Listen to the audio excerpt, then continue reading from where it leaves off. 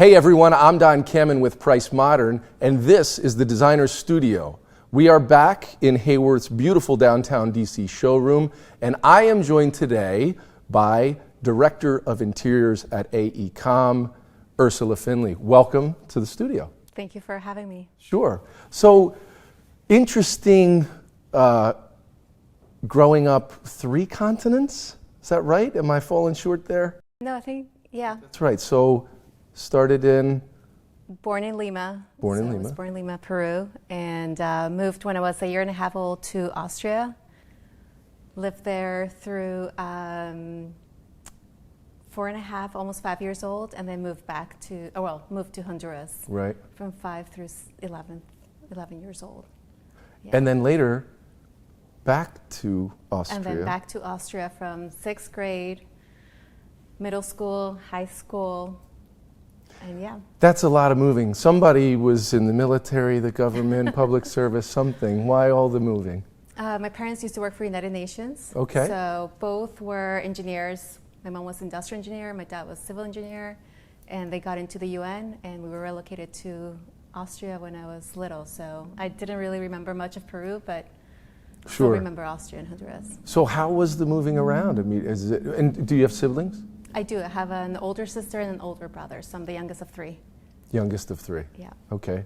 And do you remember the moving? Do you remember it being exciting? Do you remember the change? That's a good question. So the first one I do not remember. Right. I was just so little. I do remember glimpses of Austria when I was little, but I do remember arriving to Honduras because it was just about the time I turned 5, and I remember walking into this house with a pool and a dog, and it was just so different from wherever I was before, right, Austria. So I do remember that. And then obviously moving from Austria to Honduras, from Honduras to Austria. To Austria, sure. It was, I was definitely older and just And those different. Are very different cultures, right? Very different from developed country to developing country. Right. So it was I think a bit of a shock from moving from Honduras to Austria, just because it was, everything seemed new or newer. And your age, you were a little more aware of everything that was going on. A little bit more aware, and even just the friends, right? I mean, Honduras, mostly all of my friends were either from Tegucigalpa, or a few of us that were working our parents worked for United Nations, so. Right. Moving to Austria. And there was sort of a community of people who worked for the United Nations that you all mixed in, yes, I assume. And Peruvians too. Right. There are a few Peruvians there, so my parents were very close to their country and they were proud of that. So we always, if there are Peruvians in Tegucigalpa, we will meet the Peruvians in Tegucigalpa. Same with Austria. When we were in Austria, we will try to connect with friends. Everybody knows each other. So. Sort of an expat community for Peruvians. Sort of. I guess. And so schooling, tough, very different systems. Do you remember? Very different. Always attended an American school in Honduras, but then when I moved to Austria, it was the international school. So that was more of the shock, right? That everything's newer, everything is older too. The buildings, and then all my friends were from different countries. So I was the only Peruvian. Well, my brother, my sister, and myself were the only Peruvians at school, and then everybody else was from all over the world, which is a beauty. Right. Right? Yeah. And it pushed me to push my English, because in Honduras it was mostly Spanish. We spoke Spanish at home, and now I was forced to speak English most of the time. And you've picked up a few languages along the way. Yeah. How many languages? English, Spanish, French, and German. So at international school, once you master the English, so I took English as a second language, then you have to learn the mother tongue of the country, which was German. German, right. And once you got to a level in German, then you learn another language, and I chose French. It was French, Arabic, or Chinese, and I just chose French. So once you master these languages, I'm just thinking about the timeline of that. How quickly are you mastering these languages? Because I feel like that's not done quickly, usually. It's not done quickly, and it was very tough, because I remember going from class of German to French, and it's the way grammar is done is Oh, so, so different, different, where you yeah. put the verb, and it was a challenge, but I'm sure. I think when you're younger, you just absorb it and you just Do you absorb still everything. have any of those languages fluently? Spanish and English, for sure. For sure, yeah, yeah. German a little bit and French a little bit. I'm sure if you went to France or Germany, you'd find your way around. I think so. We Yeah. were in France well, now it's been like 6 years ago, but it just comes back after a day Sure. or so. Yeah. Yeah, that's good. And then, so back to Peru for school, for college, for university. Yes, And that's where you started studying architecture. that's right. So finished school in Austria, and everybody was going to the UK, United States, and I just decided to go back to my home country. I had been to Peru every 2 years with home leave, always visited grandma and the beach, and I just thought I need to know more about my origins and my culture, so I just decided to go back to Peru. So I did a 5-year architecture degree. You graduate 5 years later, degree in architecture, and decide to come to the U.S. I come to the U.S., yep. What brought you and, here? I got married at the time, Okay. very young, and moved to Florida, to Miami for less than a year. And from there, moved to Maryland, and I've been here since. Ever So since. it's been a And while. your move from Florida, from Miami to Maryland, was also sort of a transition in your career because you had studied architecture, you were practicing architecture in Miami, but then you switched to interiors. Yep. And we've seen on the Designer Studio, we've seen this transition quite a bit. What was it? What made you want to make that shift in your career? It wasn't something that I chose. Like, I don't think I was truly aware about the interiors practice. In Peru, I don't think it's a career that you follow. It's really more of the architecture. Sure. So when I started working, I was working in an architectural practice and doing details and curtain wall details and roof details. And then we came across this project that was a child development center. And they needed a team member to work on the interiors aspect while we were developing the building. And I was placed just randomly to work on the interiors. And that's when I realized that it was that human scale, right? More of the tactile elements and more of the experience as you walk into the building. So when I finished that project and I moved to Maryland or DC, I was specifically looking for a job in interiors, and that was it. And you said that you like that, the thinking about the human experience in a project that you're working on. You like the idea of making sure you're hitting the customer's understanding of what they need Yeah. and what that experience is going to be in their Yeah. space. Yeah, And it's so- really about the human experience, and it's different, right? Architecture feels more of an urban experience. You're experiencing it from the exterior, how it relates to the buildings, in the city, the urban planning. But interiors is really the human element and how you feel. So that was the trigger for me, and I've been doing interiors ever since. And so then you go to AECOM and you have a great opportunity. Yeah. You are the director of interiors, AECOM, known for many things. Interiors, probably a smaller practice within the organization, but now a focus for you to help it grow. Mm-hmm. Tell me about how that's going. How long have you been there? Yeah, well, I just turned to the day 6 months, which is exciting, and it's gone really fast. But my role there, it is to continue to grow the practice, especially in corporate commercial interiors. We have a great presence with the federal government, doing buildings from ground up, so interdisciplinary with architecture, interiors, and then standalone interiors. And now my focus is really to bring that workplace and interior architecture to the corporate commercial market and higher ed. And a tough 6 months to get started in this, right? It was, and it's been an experience. And now that where we stand, it's really just continuing with the momentum and taking it all in with the situation of the Zoom meetings and the Teams and sure, in that we're all, person. yep. Are we not meeting in person? So it's been interesting, but taking the challenge every day. So when you're talking to people and you're trying to understand them and work on interiors and keep their goals in mind. Does your background, does this diversity in the places where you've been and the people that you've interacted with, do you feel like that's a strength for you? I do, and that's a really good question. I don't think I thought about that before until you asked that, but I do think having all of that experience in different countries, seeing developed countries and developing countries, experiencing different individuals with different cultures, I think it just gives me that strength of being more open-minded, more global with my thinking in terms of not only the design, right, but also the practice, and just listening to ideas. So with my team, I'm very open, and I just want to hear everybody's ideas. We have a very diverse team, which I'm excited about that as well. And, I think having the cultural background just builds upon that. I'm sure that it must. Yeah.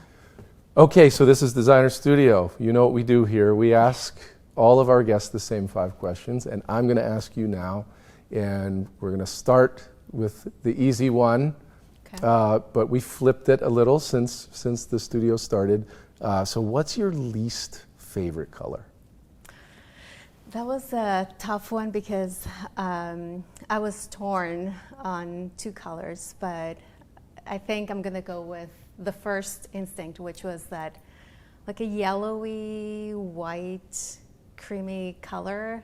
And I just think of like a toy for some reason that was white, and with time it just becomes that yellowy, creamy color, and that's just, for some reason, it's not like, it doesn't feel clean and it doesn't feel yellow enough. It's that in between. No energy to it, not exciting. Yeah, because all colors are just, for me, they're wonderful. Like you have so many options, right? But that's the one that. All right. Not in the books. We'll take it. We'll take it. And what is your least favorite texture or material? That is for sure popcorn ceiling. That is a great answer, and we have so many answers. They're all good, but I can't imagine anyone saying, I love a good popcorn ceiling. I know. It had its properties, I think. Well, right? Everybody who got their first apartment had to have the popcorn. It was there. So. It just was there. It was there. I remember at one point needing to get a popcorn ceiling repair kit. It's a little can of spray that sprays the silly popcorn back on your ceiling if you ever need it. But I think that's a great answer, and I agree with you. Yeah, There's no place in the world. It was the texture and the visual, right? For me, it's all about, elements that are clean and organized, and that texture just visually at the distance of the ceiling wasn't doing it. Yeah. So, and I don't think we use it anymore. So Not like very if I had often, to, thank goodness. Validate that to now, it'll be like that acoustical tile that's very porous. Gets the job done. Yeah, it's not my favorite. Yeah. Nope. Okay, so now it transitioned into some more serious questions. Who was your greatest design influence? So, greatest design influence will have to be Hans Hollein and the Haas House. So Austria, going back to your time in Austria. Austrian architect, and just living there, I would go to the city center with my dad, and there's this Gothic cathedral called Stephansdom. And right by there, on Grammar, there will be this construction site. And I just remember walking by there many, many times. And this construction site had this, just like the plywood that they put, right, for protection. And they had these little windows where you can see through the construction. And I remember just being, 11, 12, 13, and just walking by there and seeing how this building was coming from the ground up. And I told my dad, what is this? What were these people called? So they're obviously construction workers, builders, but architects create this building.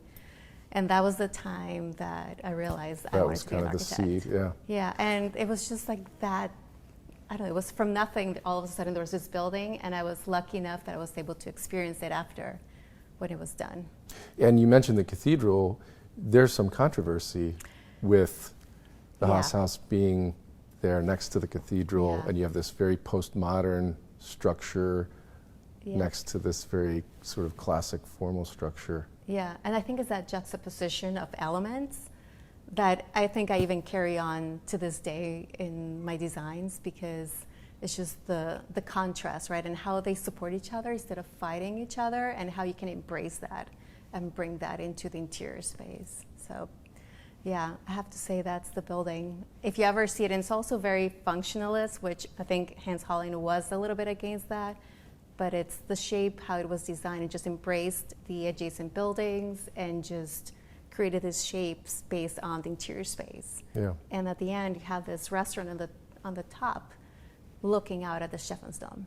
So it's Yeah, interesting. very rewarding. So how about your favorite piece of architecture, or and these are sort of related, but Yeah. yeah. So for that, I would have to say, Frank Gehry's Guggenheim Museum in Bilbao. For the record, I haven't been there yet. It's on my list, but it was just, again, the contrast, I think. Also having this postmodern, structure, also postmodern. And I think why it's one of my favorite buildings is just that it's just so seamless, and it looks like a piece of sculpture, yet it's a structure that you can walk in and experience. And how does that make you feel? So amazing. I sense this postmodern rebel in you. That so forget traditional, forget formal. Let's do something different. Do you feel like that is in your mentality when you approach design? I think a little bit. As I was thinking through these questions, it's like one of the recent projects I did in my past firm is just the contrast of the elements that you bring in. Even now, like on the designs that I'm working on, is that juxtaposition of either, the ethos of the practice, or just the design elements and the brand of the client, Right. and how these elements come together. So Form and function kind Yeah. of thing. So, all right. that. I wonder if postmodernism will come into the answer to the final question. If you could design anything, and it didn't have to be a building or the interior of a building, what would you design? Okay, so for this question, I have to give you a little bit of background. Okay. So when I was living in Austria, and I'm not going to date myself, but I would always admire the what they call the supermodels. So Linda Evangelista, Naomi Campbell, and all of that. And I would always admire my mom's Vogue magazines and just the outfits and anything in fashion. Fashion. So Okay, so Gary, Haas House, if you were to design something, do you feel like it would be a little bit different, or do you? I think so. If I could Would it be design for anything, runway, or would it be elegant for an evening? What it would would you? be elegant for an evening. So Okay. for me, it's like the Gary, the museum. It's just like these curvy linear elements, and just I'm thinking of a gown that just was very fluid and lightweight yet comfortable, but something that can really represent like who you are, yet be wearable. And just, I don't know, for me it's always been, if I had a second life, I would be a fashion designer if I could. Well, maybe one day we'll see Ursula Finley fashion on the runway. Well, thank you so much. Great answers to the 5. Very Thank you. interesting background. And we wish you the best of luck with your new start Thank with AECOM and growing the interiors practice. If you would like to do some work with Ursula or learn more about her, you can find her at aecom.com. And of course, to work with Price Modern, we're at pricemodern.com. We thank you for watching this episode. Watch all of our episodes at YouTube/Price Modern, and we'll see you next time on the Designer Studio.